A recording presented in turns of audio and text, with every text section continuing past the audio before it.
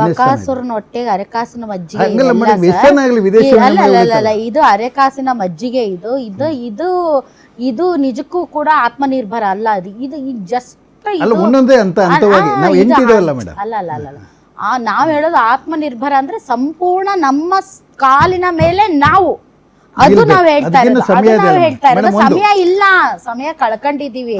That is the ಅದು ಕಟ್ಟು ಸತ್ಯ. ಹಂಗಂತ ಇವತ್ತು ನಾವು ಪಾಲಿಟಿಕ್ಸ್ ಮಾತಾಡ್ತಾ ಕೂತ್ರೆ ನಮ್ಮಂತ ಮೂರ್ಖರು ಯಾರು ಇರೋದಿಲ್ಲ. ಯಾಕಂದ್ರೆ ಪರಿಸ್ಥಿತಿ ಅದ ಎಲ್ಲರ ಕೈ ಮೀರಿ ಹೋಗಿದೆ.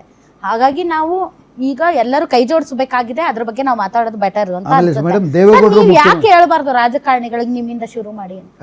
ಎಲ್ಲ ನಾವು ನಾಗರಿಕರೇ ಅನುಭವಿಸ್ಬೇಕಾ? ನೀವು ಮಾಡ್ರಿ, ನೀವು ಮಾಡ್ರಿ, ತೆಗ್ಸಿ. ನೀವು ಕಾರ್ಗಳಲ್ಲಿ ಓಡಾಡೋದನ್ನ ತೆಗ್ಸಿ. ನೀವು ಆ ಕಡೆ ಈ ಕಡೆ ಅದೇನದು ನಿಮ್ಗೆ ಕ್ಯಾನ್ವಾಯ್ಗಳು ಅವು ಇವು ಪಿಎಗಳು ಅವರು ಇವರು ಬೆಂಗಳೂರಲ್ಲಿರೋ ಎಲ್ಲಾ ರಾಜಕಾರಣಿಗಳು ಮೆಟ್ರೋದಲ್ಲಿ ಓಡಾಡ್ರಿ. ಮೇಡಮ್ ದೇವೇಗೌಡರು ಮುಖ್ಯಮಂತ್ರಿ ಅಲ್ಲ ತಡ್ರಿ ಸರ್, ಅದ್ರ ಬಗ್ಗೆ ಮಾಡಿದ್ವಿ ನಾವು. ನಾನೇನ್ ಹೇಳ್ತಿದ್ದೀನಿ, ನೀವೇನ್ ಹೇಳ್ತಿದ್ರಿ? ಬೆಂಗಳೂರಲ್ಲಿರೋಂತ ಎಲ್ಲಾ ಪೊಲಿಟಿಷಿಯನ್ಸ್ ನೀವು ಮೆಟ್ರೋದಲ್ಲಿ ಓಡಾಡ್ರಿ.